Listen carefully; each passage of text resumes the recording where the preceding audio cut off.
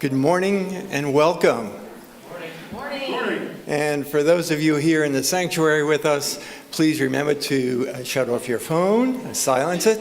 And those of you at home, you can also shut off your phone. We want to have your total attention. I want to welcome you. My name is Bob Vitamonte, and I'll be your host today. And really welcome to a wonderful, brand new day. I'm going to start with lighting the candle. What? Maybe I won't.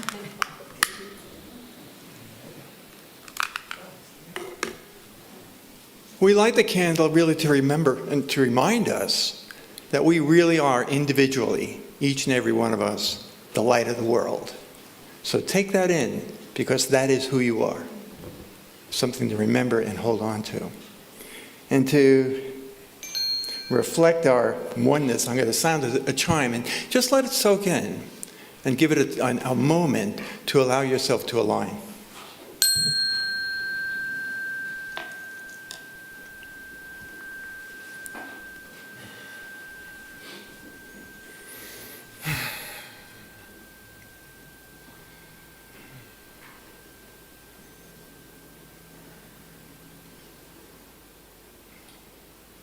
And again, welcome, welcome, welcome, welcome to a new day. Divine Providence has really worked its way today. The Daily Word is basically a magazine that's been published since 1924. And it contains many of the concepts, actually frames the concepts for unity. And it's even available in Braille for free through the Message of Hope. And today's word is healing. Healing, let that sink in. Let me read it. If my body experiences any kind of health challenge, I turn within to release all fear and all concern, as I affirm that illness is not part of my true identity. I remember that wholeness is my birthright as a spiritual being. I surrender any anxiety as I fill my consciousness with healing thoughts. My mind's eye sees each cell of my body aglow with the energy of divine life. In prayer, I express appreciation and a lot of gratitude for all of my body's marvelous functions. I commit to taking time to bless my body with rest, exercise, and good nutrition. I speak affirming words of truth to encourage my body's healing response. I give thanks for the healing that I know is already on its way to me. I am grateful to receive healing and know wholeness. I came that I may have life and have it abundantly. John chapter 10, paragraph 10. So I thought a little bit about the meaning of healing. And here it's talking in terms of the body. So I thought I'd share a couple of definitions from the dictionary. What is healing? To make healthy, whole, or sound. Restore to health, free from ailment. To bring to an end or conclusion as conflicts between people. Groups. Usually with strong implication of restoring former amity. Settle, reconcile. It's important because it allows us to reclaim our power. It gives us the opportunity to fit the pieces back together so that we are stronger than ever. And from the definition from the Oxford Dictionary, the process of making or becoming sound or healthy again. So I wanted to reflect personally on the idea of healing. And since I've been on the planet a long enough time, we all have our aches and pains, and I could point to some that have been miraculously healed. But I'd like to actually point to something that was very painful to me personally. And that was the impeachment last year. I really got into great pain. I watched it. I had enough time to watch it. And I really felt with great both fear and real serious concern about the come apart of our country. Just the level of dispute, the level of mendacity, etc. And now we've come to full circle. And so in this very moment, we have finally gotten to a place where there's the opportunity to rejoin. I don't know if many of you saw the speech last night. I was stirred by it. I was just, oh my gosh. And it doesn't mean we don't have a way to go, because we have people who feel on both sides of the equation. So it's not about making somebody right or wrong, but how do we create a middle path? And that middle path is going to take time and energy and compassion and understanding and all of those things. But if we align on let's heal, let's try to build the bridges, as Joe Biden said. So I just couldn't miss the opportunity to take healing into kind of an emotional place. And I want to close with the words of Joe Biden last night. This is the time to heal America. Thank you.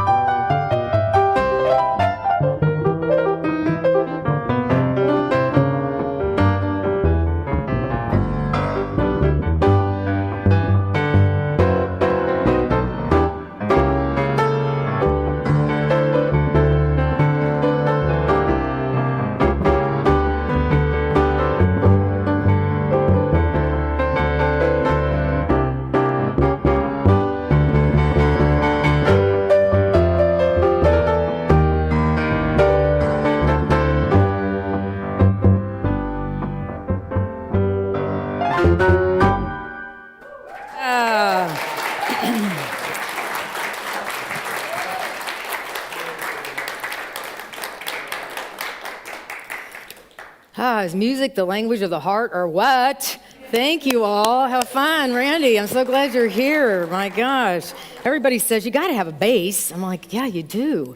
It's all about the bass, right? Okay, there we go. All right, well, I want to introduce our singer and have you all, isn't live music extraordinary, right? It really is the energy that awakens us. So Sean Thies has been, Sean Thies, has been vocalizing up and down the coast since she was 14, often compared to vocalists such as Alison Krauss, Joni Mitchell, Eva Cassidy, and Judy Collins. Sean's most recent album, A Song of You, reflects contemporary folk and Americana sounds with a twist of country, Celtic, and pop. You do diversity, girl. Weaving stories of love and loss, hope and regret and sorrow. And it's with great joy that we welcome back Sean Thies and Randy Tico, accompanied by Woody DeMarco. Let's give everybody a big hand. There we go.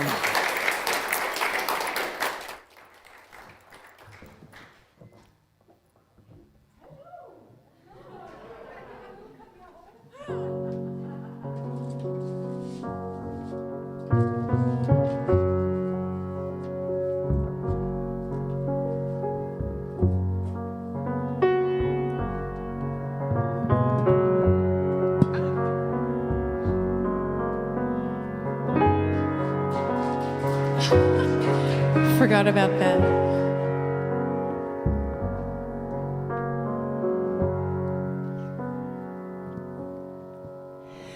The question is why? Why are we here?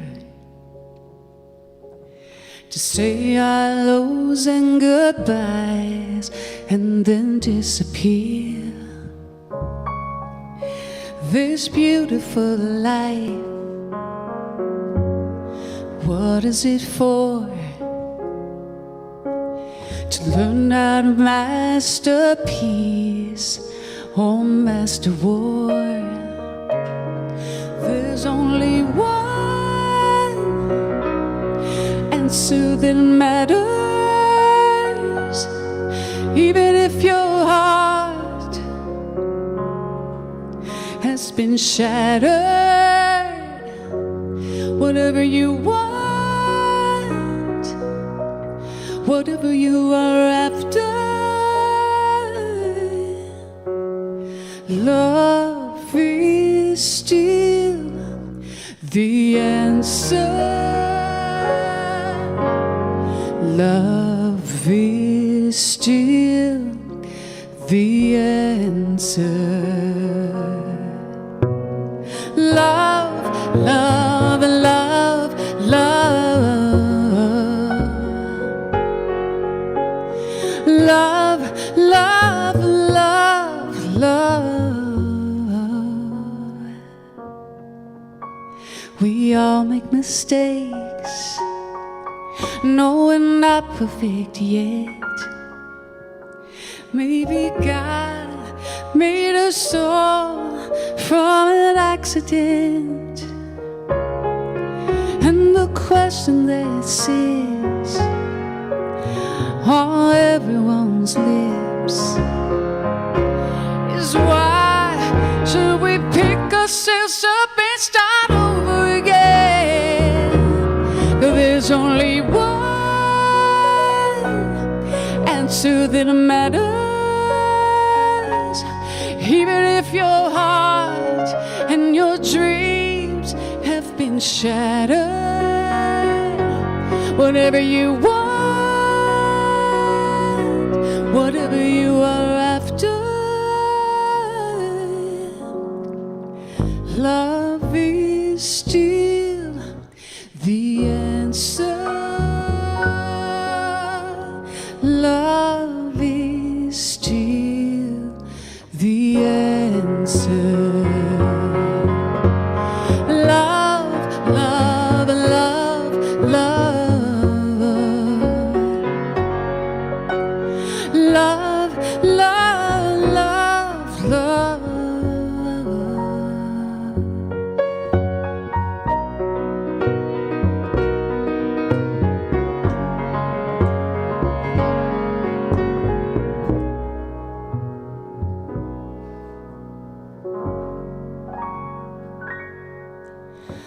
The question I'll ask at the end of my days is what did I give and what will it take? And there's only one answer that matters, even if your heart and your dreams have been shattered. Whatever you want, whatever you are after, love is still the answer. Love is still the answer. Love, love, love, love. Love, love, love. Love,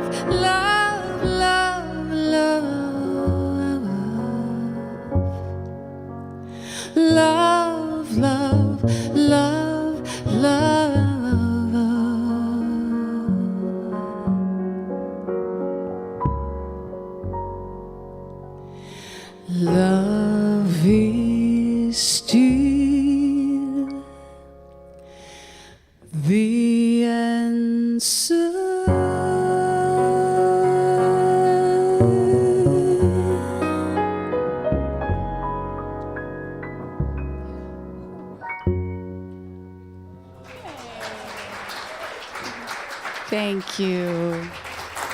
That's awesome.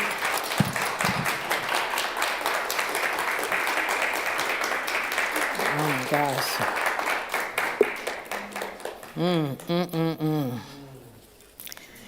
It's one of my go-to songs, my friend. And you, Jason Mraz, move over.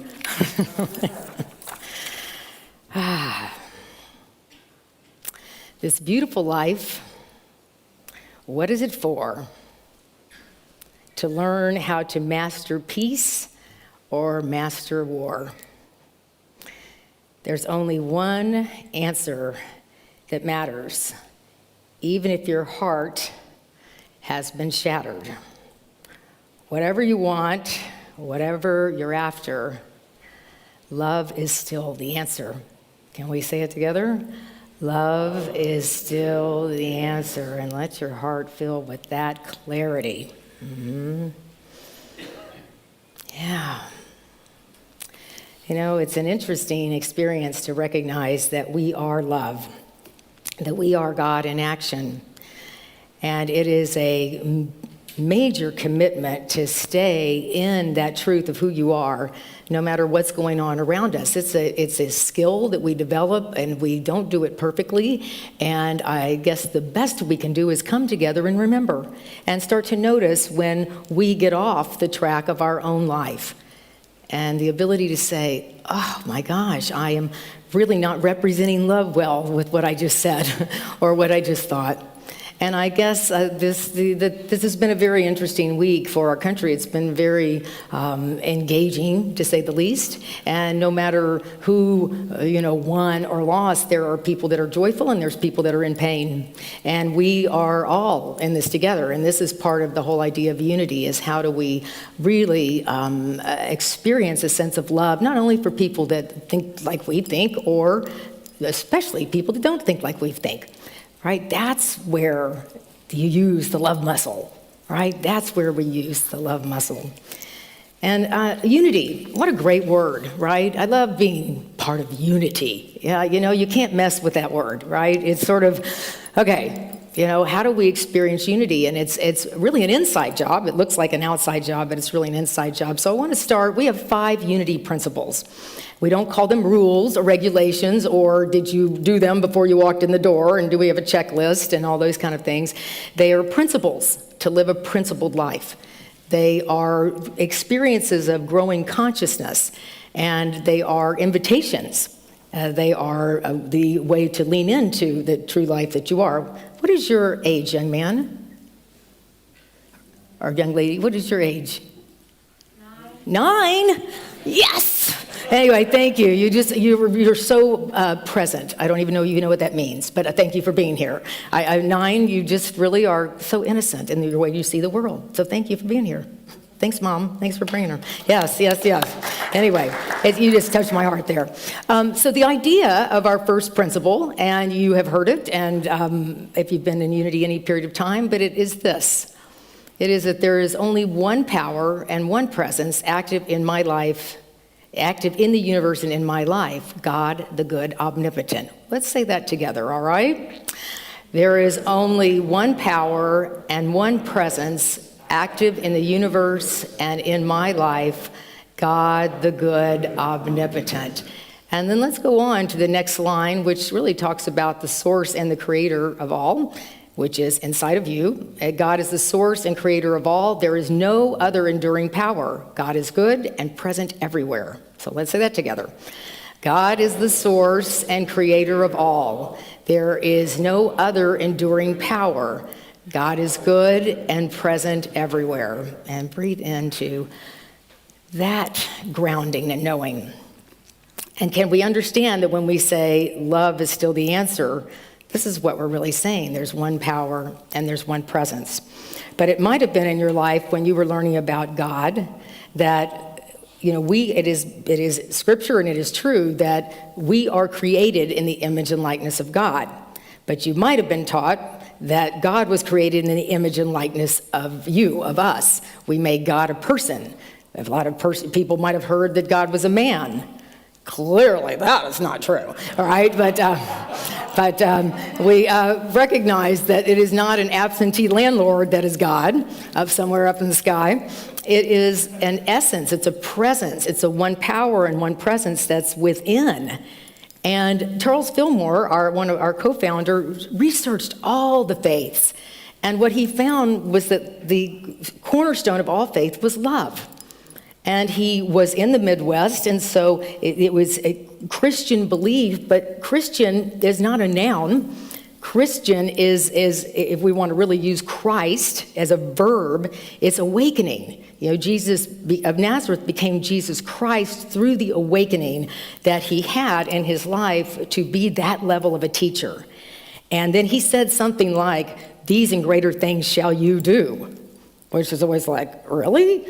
You know? Wow, that's a calling. That is a real calling. Dr. Jim said to me today, he walks in and he goes, "I just think, what is this magnificent new day going to bring to me?" I'm like, well, there's a way to wake up.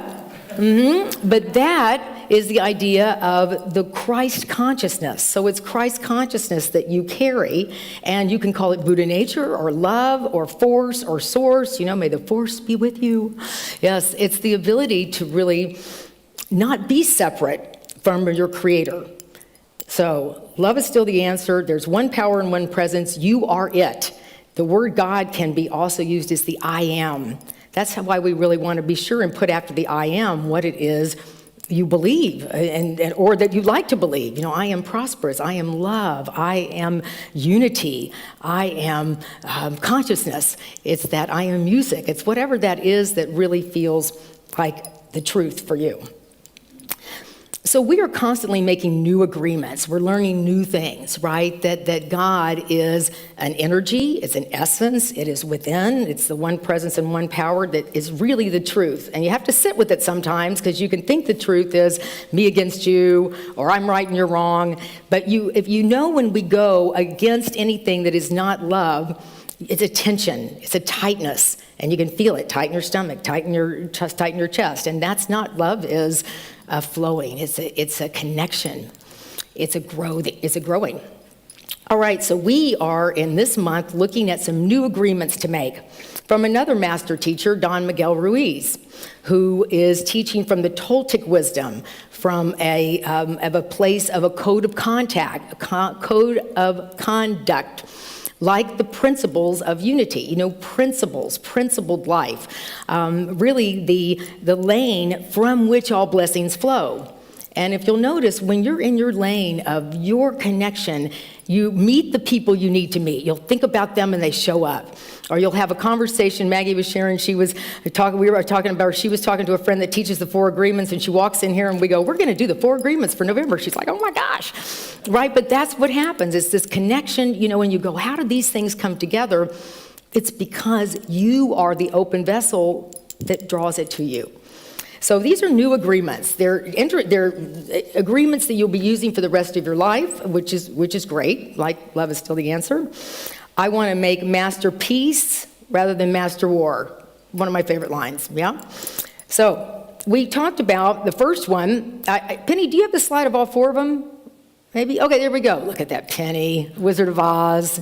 Genius over there. So we can say them together quietly. You know, first is be impeccable with your word, and the second is don't take anything personally, and the third is don't make assumptions, and the fourth is always do your best. Yes, all right. So I know that you will be mastering them by the end of the week. It is. And you can take off the hat of needing to be the, you know, finished product of this. It's a wonderful guide. You know, they are agreements and we are living into them. So we were talking last week about being impeccable with your word. And boy, has this week been an interesting week to be impeccable, right? And this is the idea, impeccable, we discussed, is without sin. And sin is, in unity, what we teach is missing the mark. It's like, I would have loved, this is my favorite line, if you're in a conflict with anyone, I find it really works. I would have loved to have said that differently. I would have loved to have said that differently, right? Because the point is that everything comes out. I mean, sometimes I go, man, that sounded great, and sometimes it was like, oh my gosh, where did I get that? You know, it sounds just like something my mother would say. And mother, I love you. Don't you know? Your mother hasn't quite figured out how to tune into this, and I'm always wondering, should I tell her how to tune in? But I, you know, all of the things that just some regurgitated piece of information that I've decided is right, that I'm going to now spew out into the world. And so I recognize, you know, I would have loved to have said that differently. So you call me anytime if you need to have a little tweaking, when you need to go back and say something. Because this whole ability to be humble when we've not been impeccable. It's not about perfection. It's about really being able to be aware and humble and be a human in this spiritual journey. So the next agreement is don't take anything personally. Right? Yes. I mean, when I was first reading these 4 agreements, which was 20 plus years ago, I thought, how can we not take things personally? People that are talking to me are usually using my name. They seem to be talking about me, and sometimes it's positive and sometimes it's not positive. How could it not be personal? How could it not be personal? But Don Miguel really unravels this prison that we can be in when we take things personally. It's our own prison, and we don't know how we did it, and that's why we're here to undo these agreements that, you know, you've been living in this kind of war in your own head. Masterpiece or master war, right? So here's a quote. And he says, it's about, there you go, Penny. So you take it personally because you agree with what is said. As soon as you agree, the poison goes through you and you are trapped in the dream of hell. All right. And the dream of hell is he's calling everything a dream because you're creating it. You know, anything that you're feeling, and if there's, I hope that when we come in here, there's a peace that starts to happen. But you see, the mind and the stories are what creates the dream of hell. Now, unity, I've always laughed because, you know, in more traditional faith, there might be a heaven that you're going to go to sometime or a hell you're going to go to sometime. And here we really experience what feels like heaven and what feels like hell. And so I love, you know, the old faith or traditional faith might be, you know, you're going to go to hell if you don't do that. And they say, well, unity people have already been to hell and they're just here to, you know, learn how to maybe, you know, feel differently about hell, which is a great way to make it a lifestyle. So we understand that we agree. Isn't that fascinating? That no one can bother me if I don't agree with it. I'm agreeing with it. And that to me was a big revelation when I first started thinking about how not to take things personally. So let me tell you a story. I know them well. I have a bunch of them around taking things personally. And I was in Kansas City, Missouri, in ministerial school, but I also started working as the associate minister at a huge church there called Unity Temple on the Plaza. I don't know if anybody's been to Kansas City, and you need to go once we can, you know, fly safely. So we will all go to Unity Village for sure. And it was a beautiful church. It was my first time to ever speak publicly, and it's like 1,200 seats. So usually they have 500 or so people there. So it was terrifying to speak publicly. But anyway, so I was doing this, and I was a student, and I was learning how not to get up and just shake, you know, myself to death before I even got a word out. And so Reverend Duke, who was the senior minister, had this thing he'd been doing for years, which was surveys.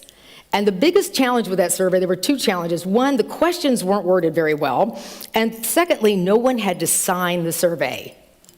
Yeah, so when people don't have to sign a survey, you know, what are they going to do, right? So the point is, all these surveys came in the first year, and Duke was in his office because he thought it was entertaining. You know, he really is a person that's done very well not taking things personally. At least he appears that way. I always ask him, are emotions optional for you? I'm just checking.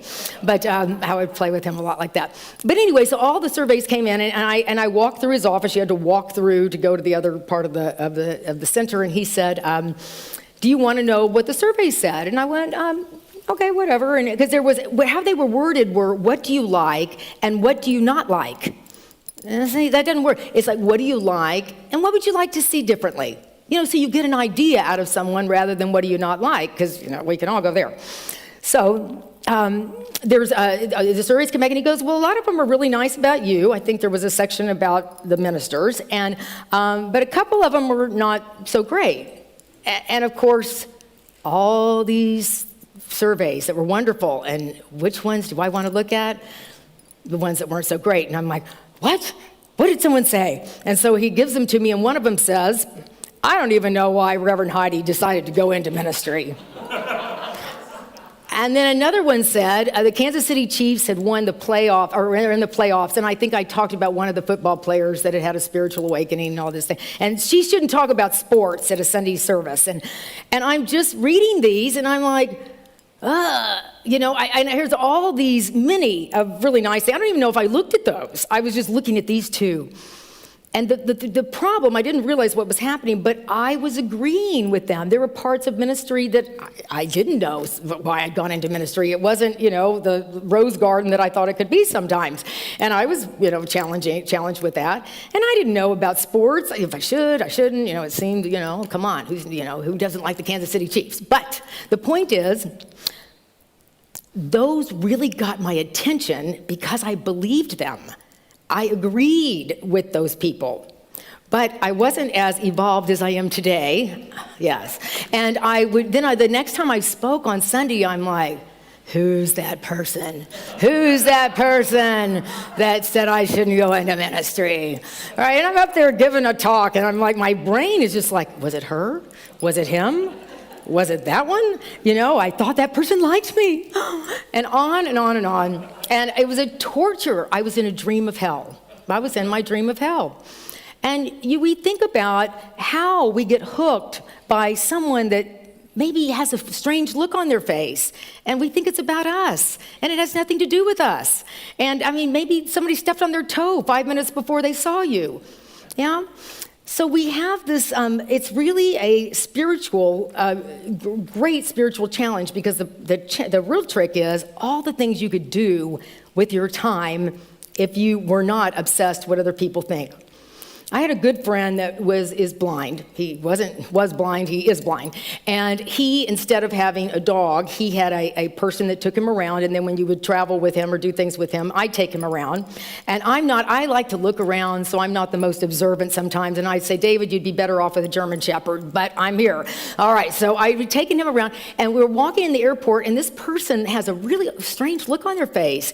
And I couldn't tell what was going on, but they passed us, and I felt, I wondered if there was something I had done, or it was a strange experience. And I realized David's blind. He was having no experience. That was fascinating to me, how through my mind and what I'm perceiving is going on. So I say all this to say that everyone's experience, when people say things, we'll put up this next slide, it's not about you, it's about them. And vice versa. When you say things, it's about you and not about them.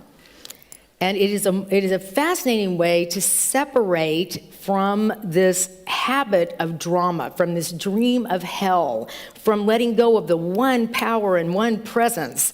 One power, one presence, who cares about that? I'm just going to get into the drama. And we can see how devastating it is, how debilitating it is. All right.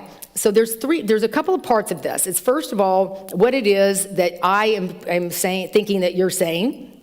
Secondly, what it is that is really going on with you, right? Because I don't know what was going on with the people that were in the congregation. They might have really liked the minister before me. They might be mad at church. They might be mad at their husband. They may be mad at their wife. They might be having a problem with their child when they're feeling that thing. I don't know what's going on with them.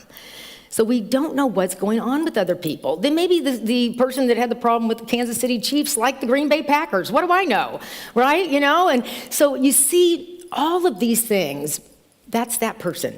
What's mine and what's theirs? How do I honor your spirituality, and how do I honor mine?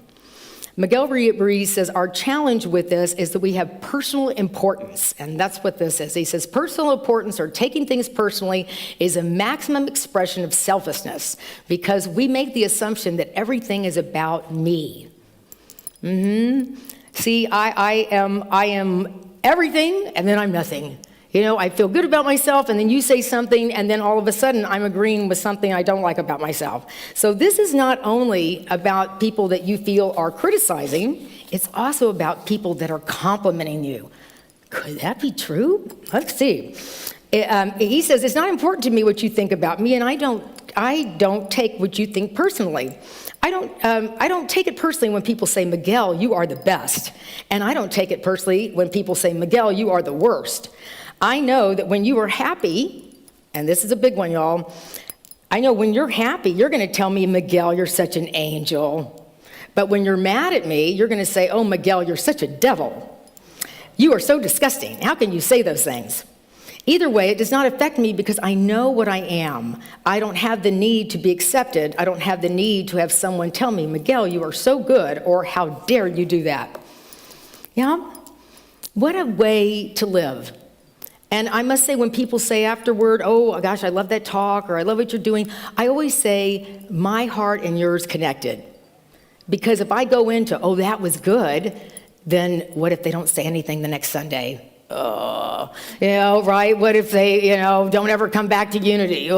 They might have moved, right? You see how we just really become very insane around these ideas of taking things personally, whether it is, oh, that person, now I'm valuable because they like this, or I'm not valuable because they don't like this. It's really interesting. And the more that we get into whatever we're doing, whatever you become more public, you become sort of more you, the more people are going to have opinions about you. They are. And it is a marvelous thing to just listen and just acknowledge and not take it as anything that demeans the one presence and the one power in the universe that is your life. All right, so I have another clip of Don Miguel Ruiz and Oprah talking about this exact thing, and I'd like you to be with the two of them as we talk about how not to take things personally.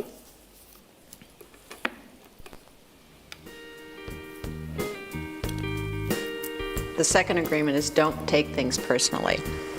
You are never responsible for the actions of others. You are only responsible for you. And this resonates to me so completely, because when people come to you, whether it's in anger and throwing words that are mean-spirited or negative energy, when you can truly inside say, this is not about me, it's almost as though you can let this energy just go right by you and continue to be centered. Don't take anything personally. I love this one. This says, I live my life, I don't live your life, right? And if I understand you're gonna put your life on me, I don't have to take that. I can just say, hey, you live your life, I'll live mine. I think this is the second hardest one. No matter what happens outside of you, it has nothing to do with you. It's just the perception of the rest of the world. The only thing that matters is what you think of you. My favorite of the 4 agreements is don't take things personally.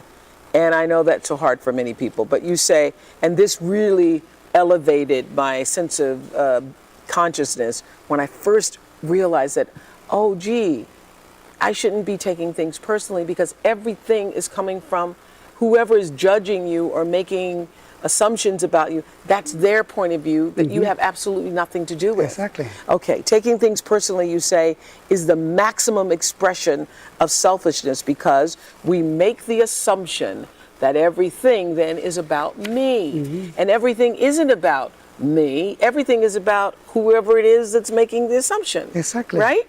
Yes. The same way that you're the main character of your story. So is everybody else. Exactly. You're only secondary character in everybody else's story. It's a big lesson you have to learn, particularly when you're a public figure. And I know everybody else experiences it at their own level, but when you're a public figure, and I remember years ago when Ellen DeGeneres first interviewed you for O Magazine, that's one of the things she was wrestling with at the time, because she'd just come out and people were making all these judgments about her.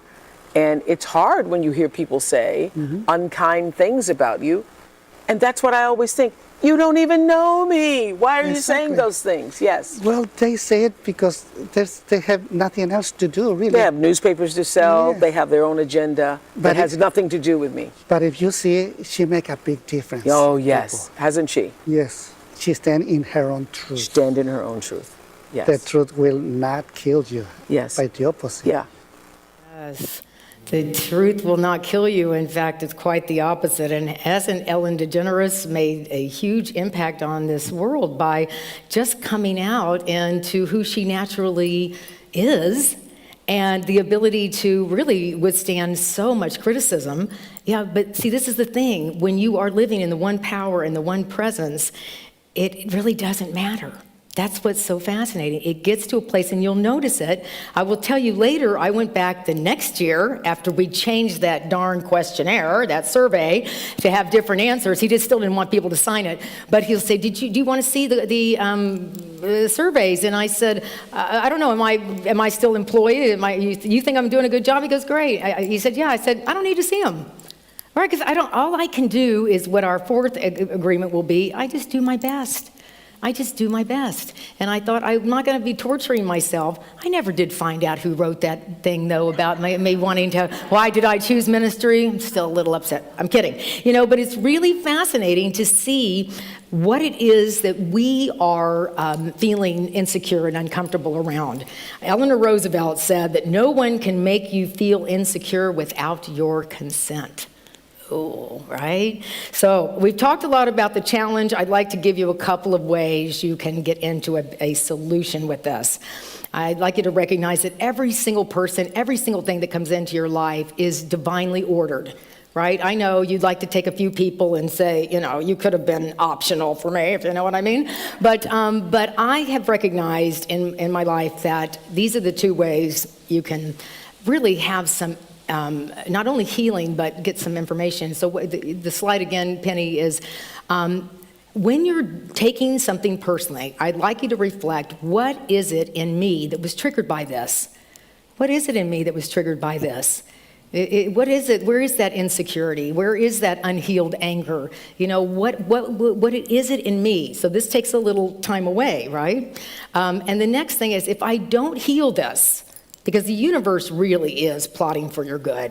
This really isn't just a big joke. Yeah, well, good luck. You're going to be struggling through this whole thing, right? It's not that at all. There's everything that's happening is for our awakening. So if we don't heal what is happening right now in your life, whatever is on your heart that you feel like, gosh, I really want to see that differently. If you don't heal it, it'll just keep happening because the universe is plotting for your awakening. Everything that happens is for you to see what it is that wants to be moved. And so I'm so grateful we're here in this conversation. It's the conversation of masters, these 4 agreements, how to make different agreements, how to really say, my gosh, there is something in me that's getting triggered by that. I mean, it seems that it's all about them, clearly, but the idea is that there is something in me, or it wouldn't have even gotten my attention. So I thank you for being here in this conversation. I'd like to again really use Jason Mraz's words, this beautiful life, what is it for? To learn how to master peace or master war. There's only one answer that matters, even if your heart has been shattered. Whatever you want, whatever you're after, love is still the answer. Let's say it again together. Love is still the answer, and so it is. Yes, bless you all. Bless us all. Yes.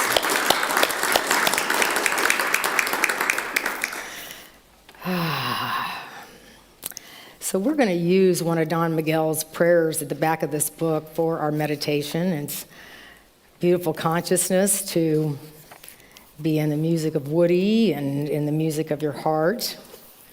To be very gentle with yourself as you recognize there are places that might be triggered that are really, really old. I'm in the universe, we're not old, but we got a few years, most of us.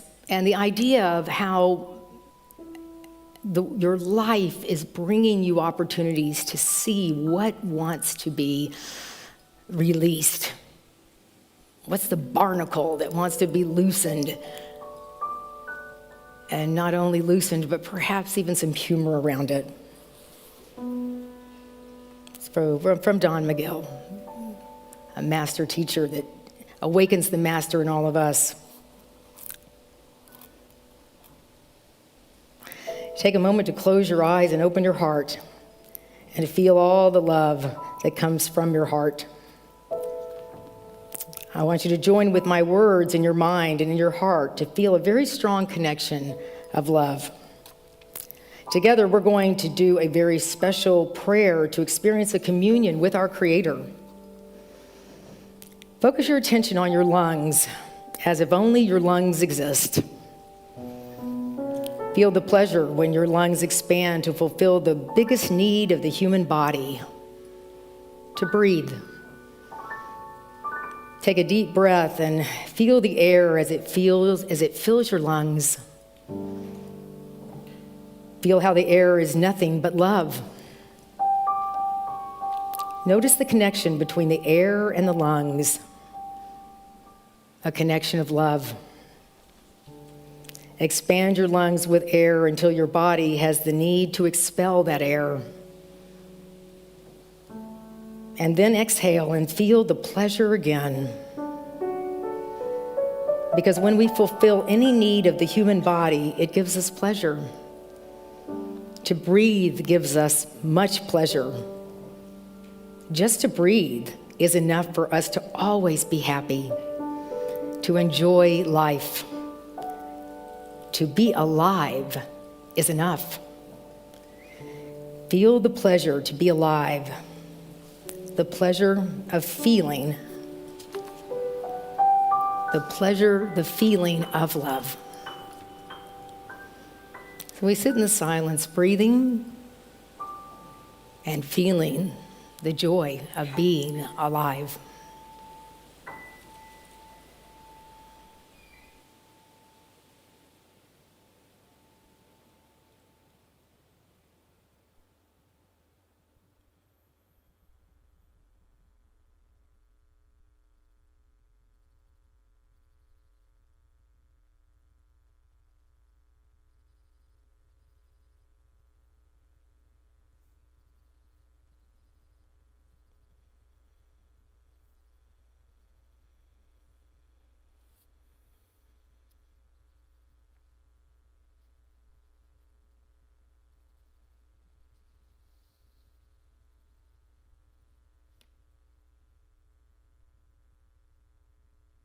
We connect with the sweetness. We connect with the sweetness of the wind. This perfection of the ever-changing world. And we find that center. We anchor this time of knowing the love. And that love is our answer. There is one presence and one power active in the universe and in my life. God, the I Am, love source force.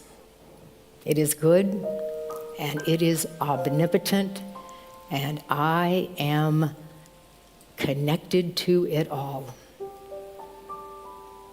Thank you, God, and so it is.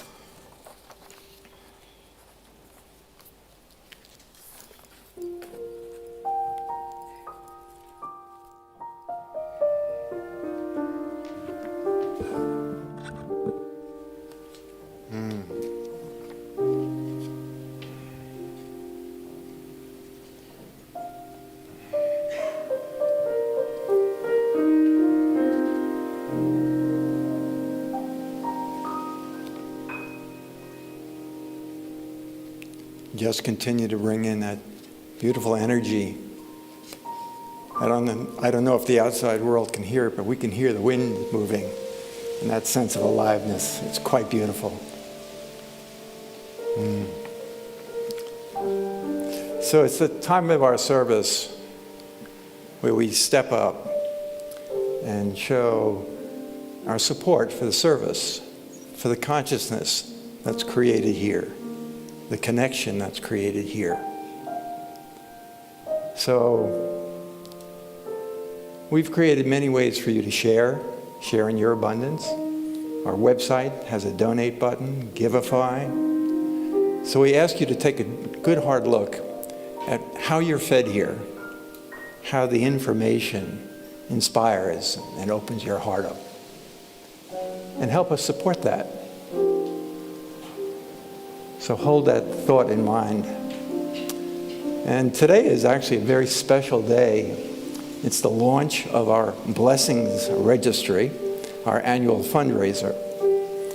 And for those of you who might not know what that is, think in terms of a wedding registry where the bride asks for what they want. And so we created an annual program. It's going to go on for about 30 days.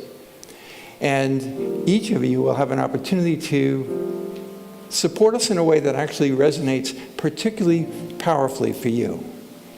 So we launching that today. And for those of you who are here, and we have a great crowd here, it's wonderful. I hope we're not breaking the rules, but in any event, we have a table outside. Myself and Allison Jordan will be manning the table. So if you want to select a cost, and it's kind of fascinating in terms of what the costs are. So there will be a list of information of the cost of running our ministry here. And we're asking you to contribute to something that really resonates with you. And since I bring a little comedy to this, you can help support the power of the ministry in the form of gas and electric, or flow in the form of water and sewage. Those are the types of things, or accounting, or computers, or cell phones, or whatever the case may be. So that's the opportunity. The actual listing will be on our website, and you can contribute on our website, and that'll happen sometime during this week. And again, it's going to go on for 30 days, and it's your way, and it's our biggest annual fundraiser. So it's your way to say, hey, I can step up for X. So please join us today live, or go onto the website and do it that way as well. And lastly, I'd like to simply take the whole process of giving and take it into your heart. So I'd like you to mentally think of, if you're donating by computer or Giveify or check or whatever, hold that action in your heart. And join me in saying the words that really inspire us. Join me. Divine love through me blesses and multiplies all that I am, all that I have, and all that I share.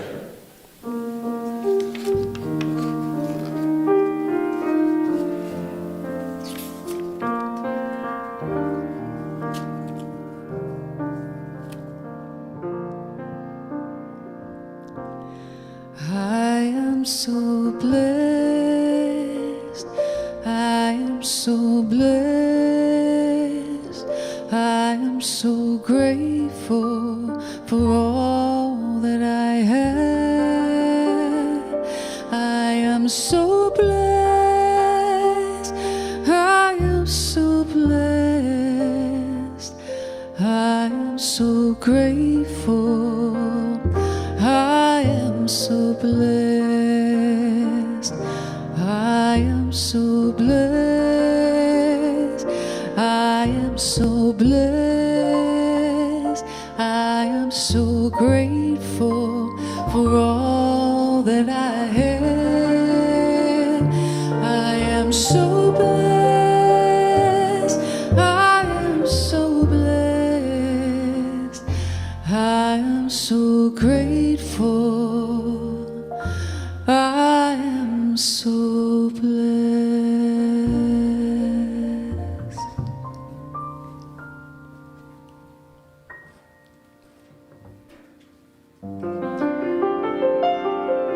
I am so blessed. So blessed to be here with all of you again. It's been so long. I've missed you. I like my new glass cage.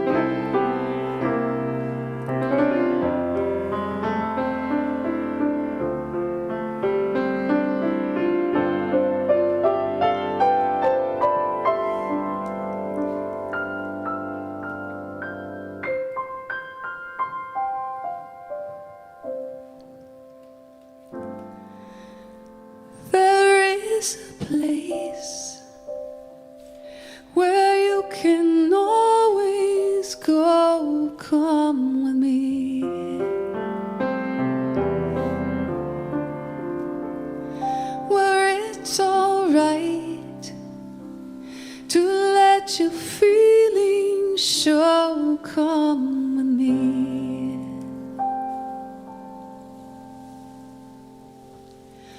What a pleasant journey, it isn't very far. We can go together, stay right where you are. And now it's time to start. It's right here in your heart. There is a place where you can be yourself. Come with me.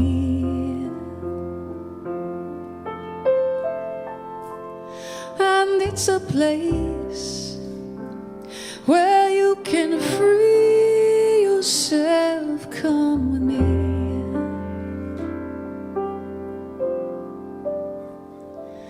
And you know it's waiting, not so far away. Need no reservations, we can go today.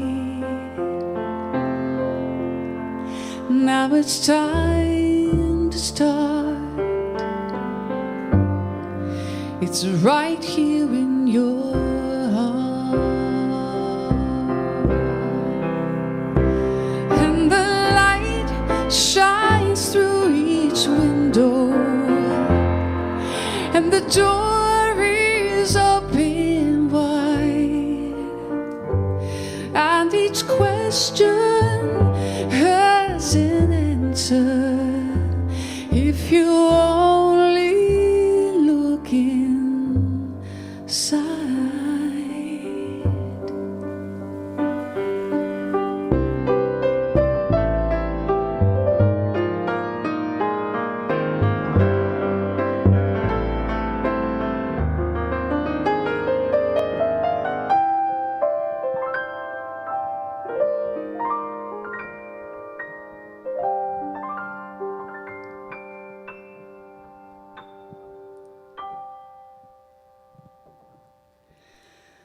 There is a place where every sorrow ends. Come with me. Where every hope and every truth begins. Come with me. What a pleasant journey, it isn't very far.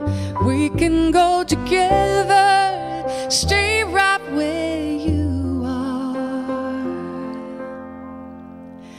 Now it's time to start. It's right here in your heart. Now it's time to start. It's right here in your heart. Right here in your heart.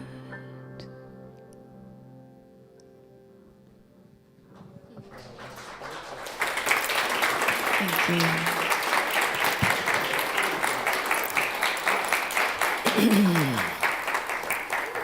Boy, you all have blessed my life. Good to see you. Wow, what an amazing group of souls.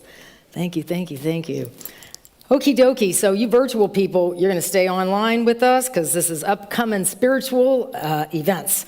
All right, first of all, we're going to start a Wednesday service and see how it goes. We're going to have a 7 p.m. service. It'll be on Zoom. At least until Thanksgiving. But we're going to be going through these 4 agreements. We're going to look at agreement 1 and 2 this Wednesday, and 3 and 4 next Wednesday. I'll have Terry Wilder with me, and she'll be gonging, and we'll be looking at the prayers of Don Miguel Ruiz, but it'll be on Zoom for the first 2 Wednesdays. And then Wednesday night, this Thanksgiving Eve, you can be here. We're going to have a service with Woody, and Terry Wilder's coming in town, and we'll have a beautiful celebration of gratitude, and that'll be Thanksgiving Eve here here and on Zoom. We will always be Zooming. Or we'll do something virtual. All right, now Oprah is not the only one that's gonna do some Super Soul Sunday stuff, right? So we're gonna be doing Super Soul Sunday series, yes? Once a month, we're gonna do something that has an artistic, spiritual arts flow to it. And the first, I'm inflicting some more of my friends on you that you've already seen once. It's Stowe Daly and Karen Taylor Good, and they are called Stowe Good now. And they're going to do a concert for us on Sunday, November 22nd. It'll be on Zoom. I believe we will have people in the sanctuary also, but they made a little video. They are a musical duo, songwriters, singers, and they're going to be with us on Sunday, November 22nd at 4 p.m. So here we go. Beautiful human, I'm Stowe Daly. And I'm Karen Taylor Good. Together, we are Stowe Good. Stowe, tell me this. Are you an FOH? I don't know. That would be friend of Heidi? Well, yeah, absolutely. We've had some amazing adventures with you, Heidi. Yes, we have. And we know that there are others of you wonderful members of the FOHers. So Heidi has actually invited us to do a Zoom concert for you. Woohoo. And we can't wait. Yeah, it's going to be November 22nd, 4 p.m. Pacific, 6 p.m. Central. That's right. That's on a Sunday, late afternoon. We are going to have a big time. And we can't wait to see you. And you can read all the pertinent details about it either underneath or over to this side or possibly over here or up above. There. Who knows? The one thing we do know is that we're going to be making music just for you. We've got some healing songs, we got some funny songs, and we're just going to just kick our shoes off and have some fun. Yes, and you won't even have to wear your tuxes or long gowns. Right. Unless you want to. See you Sunday, November 22nd. Bye. Bye. Beautiful. All right. So you all will be part of that. It'll be so much fun. They break your heart open. They heal you. They talk about grief. They're funny. It's extraordinary. They both live in Nashville. So great musicians. All right. A couple more things. The flowers behind us are created by the amazing Catherine Davis, who I guess is right here. And thank you, Catherine. This is her ministry of love, and we not only do we get to enjoy it, but people all over the world are enjoying this, Catherine, on the virtual. And I get comments, sometimes not about my talk. The flowers were great. It's like, oh, okay, thanks. I appreciate that. Anyway, so I don't take it personally. Thank you. Oh my gosh, do I need to be here? All right, the bookstore is open. It's open. It's not like that open. It's open. It is open, and all the books are 20% off. You can also pick up your daily word. And remember to go to santabarbaraunity.org for everything. Get our e-blast, which it comes out on Thursday, has everything in it. And a very big thing that's happening is Jennifer Somerville is going to teach a transformational class that's starting tomorrow, virtually and in person. So let us welcome Jennifer. Yes. Yay, you. Good morning. Good morning. Well, I just thought I would remind you one more time that tomorrow is the book study. It starts. I'm so excited. It's on this amazing book called Daring Greatly by Brene Brown, How the Courage to be Vulnerable Transforms the Way We Live, Love, Parent, and Lead. And I just thought I'd share one little sentence here that she wrote about vulnerability. Vulnerability is not knowing victory or defeat. It's understanding the necessity of both. It's engaging. It's being all in. So if you're all in, you can join us tomorrow. It's a 5-week session, Monday nights, 6 to 7:30, and we're going to be Zooming and we're going to be in person. So whatever suits you, we're able to do both now. And mention the radio show. We did a radio show. I think you can find it on our website here at Unity. And Reverend Heidi interviewed me, and we talked about the book and about my coaching practice and a little bit about me too. So you'll learn a lot about me.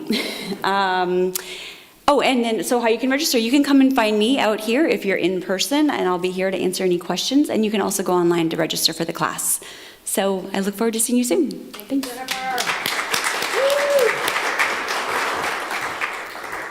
Yay. Are we up to stuff or what, right? No kidding. It's the end of the service, so if you stand and we'll sing the peace song together. And those in the sanctuary, keep your mask on, you can hum. And those in the cyberspace, please belt it out and let your neighbors know. So let's start it.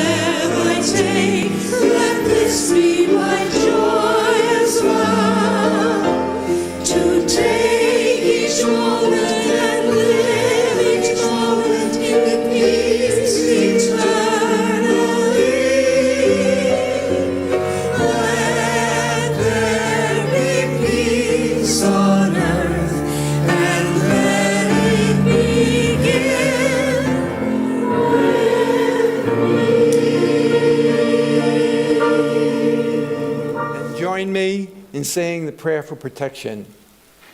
The light of God surrounds us. I am that light. The love of God enfolds us. I am that love. The power of God protects us. I am that power. The presence of God watches over us. I am that presence. Wherever we are, God is, and all is well. And thank you for joining us, and a special thank you for all of those who have volunteered, the temperature takers, certainly the AV team, our wonderful, wonderful, wonderful band, as well as Shanti's, and certainly everyone. We hope you have a wonderful day and go out and have a lot of smiles. Spread some love. Thank you. Goodbye.